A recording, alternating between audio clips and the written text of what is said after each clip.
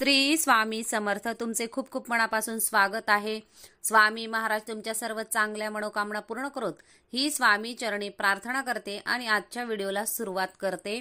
तर आज आपण गणेश जयंती आणि त्याविषयीचा मुहूर्त आणि तिथी विषयी जाणून घेणार आहोत आणि त्याचबरोबर उपाय या दिवशी काय उपाय करायचे आणि सेवा करायच्या याविषयी ही माहिती घेणार आहोत।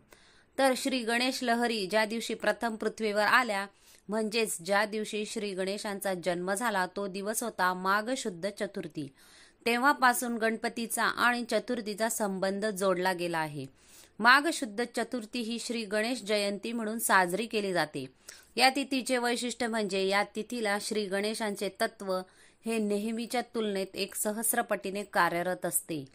त्यामुळे माघ महिन्यात महाराष्ट्रात गणेश उत्सव साजरा केला जातो, त्याला माघी गणेश जयंती असे म्हणतात। यंदा माघी गणेश जयंती ही 13 फेब्रुवारी 2024 रोजी साजरी केली जाणार आहे। तर यावर्षी माघ महिन्याच्या शुक्ल पक्षातील चतुर्थी तिथी सोमवार 12 फेब्रुवारी 2024 संध्याकाळी 5:44 सुरू होणार असून मंगळवारी 13 फेब्रुवारी रोजी दुपारी 2:41 पर्यंत असणार आहे।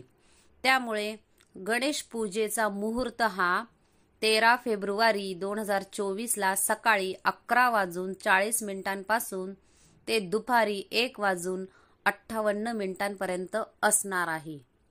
तर ह्या गणेश जयंतीला तुम्हाला गणपती बाप्पांच्या मूर्तीला यथासांग आणि विधिवत अशी पूजा करायची आहे। त्यांना पंचामृताने अभिषेक घालायचा आहे आणि अभिषेक घालत असताना तुम्हाला ओम गण गणपतये नमः या मंत्राचा जप करायचा आहे किंवा तुम्ही अथर्व शीर्ष सुद्धा म्हणू शकतात आणि त्यानंतर तुम्ही गणेश स्तोत्र सुद्धा म्हणूनही अभिषेक करू शकतात।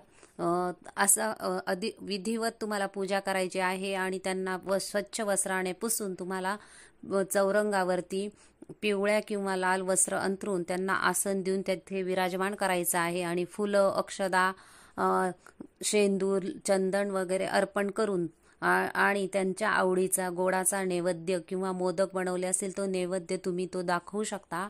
तुमच्या यथासांग पद्धतीने तुम्ही गोडाचा नैवेद्य गणपतींना दाखवू शकतात, गणपती बाप्पांना। तर अशी विधिवत तुम्हाला पूजा करायची आहे आणि या दिवशी तुम्हाला सेवा काही उपाय करायचे आहे, काही सेवा करायची आहे तर नक्कीच याचा लाभ होतो।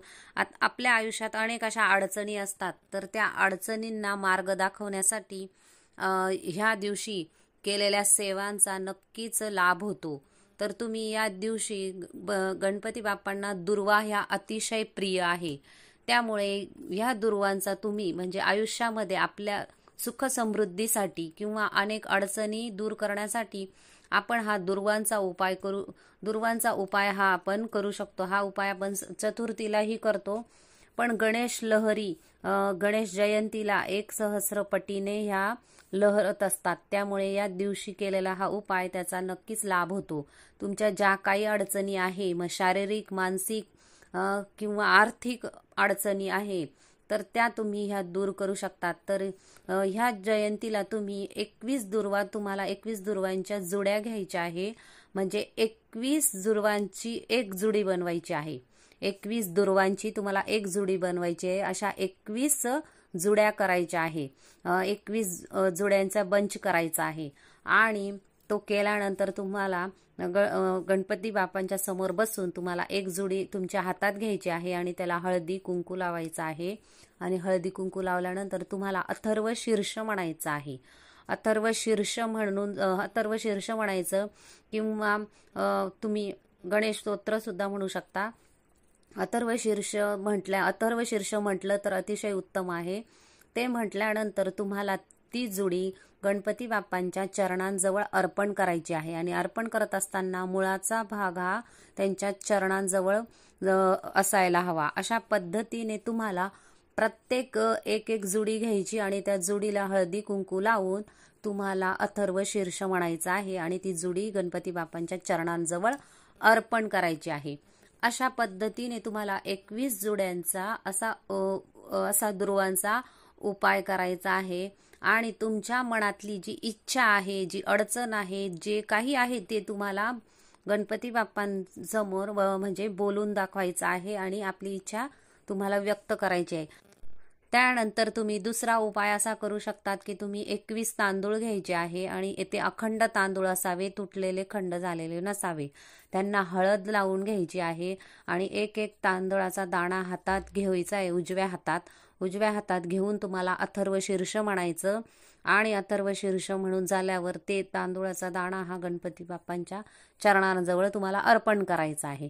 असं तुम्हाला 21 वेळा करायचा आहे. प्रत्येक दाणा उजव्या हातात घ्यायचा आणि अथर्व शीर्ष म्हणायचं आणि अर्पण करायचं. आणि तुमच्या ज्या काही म्हणजे अडचणी आहे, कर्ज आहे किंवा कर्ज मिटत नाहीये, घरात पैशाची म्हणजे घरात आर्थिक तंगी आहे, पैशाला पैसा लागत नाही, व्यवसाय वृद्धी होत नाही, नोकरीमध्ये प्रमोशन मिळत नाहीये, हव्या त्या ठिकाणी तुम्हाला नोकरी लागत नाहीये आणि तुम्हाला जे हवं आहे ते मिळत नाही, तुमची इच्छा पूर्ण होत नाहीये. मग तुमच्या ज्या काही इच्छा आहे ती इच्छा तुम्हाला बोलून दाखवायची आहे.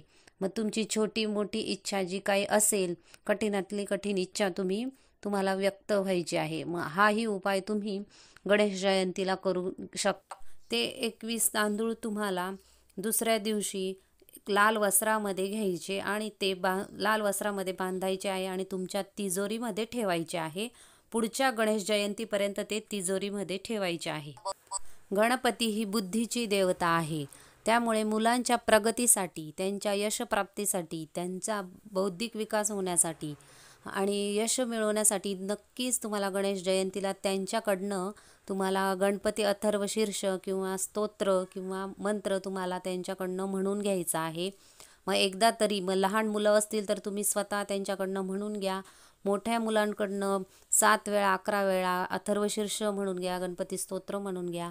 आणि ते म्हटल्यानंतर तुम्ही गणपती बाप्पाच्या आवडीचा लाल रंगाचं फूल त्यांच्या हातून अर्पण करून घ्या किंवा दुर्वा अर्पण करून घ्या किंवा मोदक केले असतील तर त्यांच्या हातून ते म्हटल्यानंतर अर्पण करा. गणपती बाप्पांच्या चरणांजवळ अर्पण करा. नक्कीच गणपती बाप्पा त्यांना आशीर्वाद देतील आणि प्रसन्न होऊन ते नक्कीच त्यांना हव्या त्या मध्ये यश त्यांना मिळेल. असा उपाय तुम्ही त्यांना चतुर्थीलाही तुम्ही हा उपाय करू शकता, पण गणेश जयंतीला केला तर त्याचा प्रभाव हा नक्कीच जास्त होईल. त्यामुळे गणेश जयंतीला आवर्जून मुलांकडनं ही सेवा तुम्ही नक्की करून घ्या आणि त्यांच्या हातून अभिषेक केला तर अतिशय उत्तम आहे. तर गणेश जयंतीला नक्की तुम्ही गणपती बाप्पांचे आवडीचा गोडाचा नैवेद्य किंवा खीरही करू शकता, मोतीचूरचे लाडू करू शकता, त्यानंतर गुळ खोबऱ्याचा नैवेद्य दाखवू शकता, मोदक बनवू शकतात 21, 11 अशा पद्धतीने तुम्ही नक्कीच गणेश जयंतीला सेवा करू शकतात. आणि ही व्हिडिओ थोडा जरी आवडला असल्यास व्हिडिओला प्लीज लाईक आणि सबस्क्राईब करा आणि शेअर करा. धन्यवाद. श्री स्वामी समर्थ.